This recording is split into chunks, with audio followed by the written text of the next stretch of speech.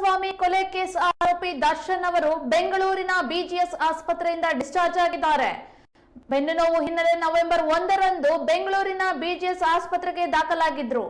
ಬಳ್ಳಾರಿ ಜೈಲಿನಿಂದ ಮಧ್ಯಂತರ ಜಾಮೀನಿನ ಮೇಲೆ ಹೊರಬಂದಿದ್ದಂತಹ ನಟ ದರ್ಶನ್ ಸತತ 47 ದಿನ ಆಸ್ಪತ್ರೆಯಲ್ಲಿಯೇ ಇದ್ದು ಚಿಕಿತ್ಸೆಯನ್ನ ಪಡೆದುಕೊಂಡ್ರು.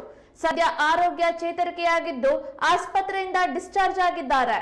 ನಟ ದರ್ಶನ್ ಶಸ್ತ್ರಚಿಕಿತ್ಸೆಯನ್ನ ಮಾಡಿಸಬೇಕು ಎಂಬ ಕಾರಣಕ್ಕೆ ಅನಾರೋಗ್ಯ ಕಾರಣವನ್ನ ನೀಡಿ ಆಸ್ಪತ್ರೆಗೆ ದಾಖಲಾಗಿದ್ರು.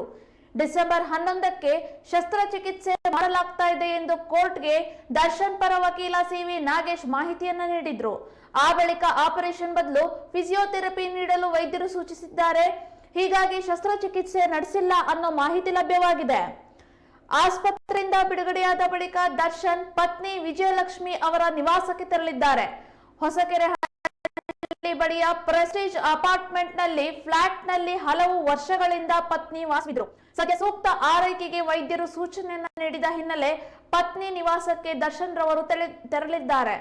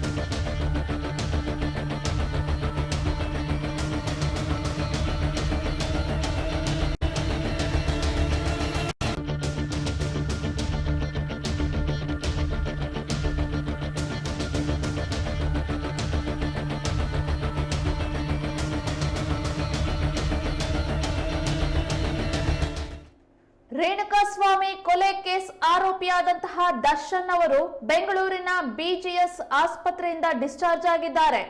ಬೆನ್ನು ನೋವು ಹಿನ್ನೆಲೆ ನವೆಂಬರ್ 1ರಂದು ಬೆಂಗಳೂರಿಗೆ ಬಿಜಿಎಸ್ ಆಸ್ಪತ್ರೆಗೆ ಇವರು ದಾಖಲಾಗಿದ್ರು. ಬಳ್ಳಾರಿ ಜೈಲಿನಿಂದ ಮಧ್ಯಂತರ ಜಾಮೀನಿನ ಮೇಲೆ ಹೊರಬಂದಿದ್ದಂತಹ ನಟ ಸತತ 47 ದಿನ ಆಸ್ಪತ್ರೆಯಲ್ಲಿಯೇ ಇದ್ದು ಚಿಕಿತ್ಸೆಯನ್ನ ಪಡೆದುಕೊಂಡ್ರು. ಸದ್ಯ ಆರೋಗ್ಯ ಚೇತರಿಕೆಯಾಗಿದ್ದು ಆಸ್ಪತ್ರೆಯಿಂದ ಡಿಸ್ಚಾರ್ಜ್ ಆಗಿದ್ದಾರೆ. ನಟ ದರ್ಶನ್ ಶಸ್ತ್ರಚಿಕಿತ್ಸೆ ಮಾಡಿಸಬೇಕು ಎಂಬ ಕಾರಣಕ್ಕೆ ಅನಾರೋಗ್ಯ ಕಾರಣವನ್ನ ನೀಡಿ ಆಸ್ಪತ್ರೆಗೆ ದಾಖಲಾಗಿದ್ರು. ಡಿಸೆಂಬರ್ 11ಕ್ಕೆ ಶಸ್ತ್ರಚಿಕಿತ್ಸೆ ಮಾಡಲಾಗ್ತಾ ಇದೆ ಎಂದು ಕೋರ್ಟ್ಗೆ ದರ್ಶನ್ ಪರ ವಕೀಲರಾದಂತಹ ಸಿವಿ ನಾಗೇಶ್ ರವರು ಮಾಹಿತಿಯನ್ನ ನೀಡಿದ್ರು. ಆ ಬಳಿಕ ಆಪರೇಷನ್ ಬದಲು ಫಿಸಿಯೋಥೆರಪಿ ನೀಡಲು ವೈದ್ಯರು ಸೂಚಿಸಿದ್ರು. ಹೀಗಾಗಿ ಶಸ್ತ್ರಚಿಕಿತ್ಸೆ ನಡೆದಿಲ್ಲ ಅನ್ನೋ ಮಾಹಿತಿ ಲಭ್ಯವಾಗಿದೆ. ಆಸ್ಪತ್ರೆಯಿಂದ ಬಿಡುಗಡೆಯಾದ ಬಳಿಕ ದರ್ಶನ್ ಪತ್ನಿ ವಿಜಯಲಕ್ಷ್ಮಿ ಅವರ ನಿವಾಸಕ್ಕೆ ತೆರಳಿದ್ದಾರೆ. ಹೊಸಕೆರೆ ಹಳ್ಳಿಯ ಬಳಿಯ ಪ್ರೆಸ್ಟೀಜ್ ಅಪಾರ್ಟ್ಮೆಂಟ್ ನಲ್ಲಿ ಫ್ಲಾಟ್ ನಲ್ಲಿ ಹಲವು ವರ್ಷಗಳಿಂದ ಪತ್ನಿ ವಾಸವಿದ್ರು.